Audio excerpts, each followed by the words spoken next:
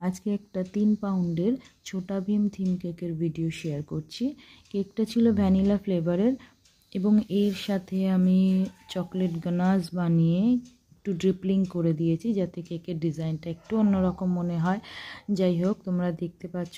এরপর আমি কেকের গায়ে নাম বসিয়ে দিয়েছি এবং ছোটা ভীমের যে টপারগুলো হয় সেই টপারগুলো আমি পরপর করে বসাচ্ছি।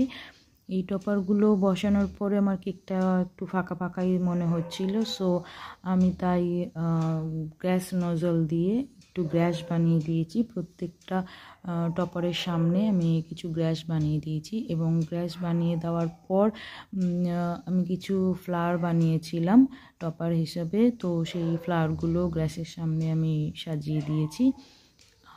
এটাই ছিল আমার কেকের ফাইনাল লুক। এবার তোমরা দেখো, দেখে আমাকে জানিও কীরকম লাগছে।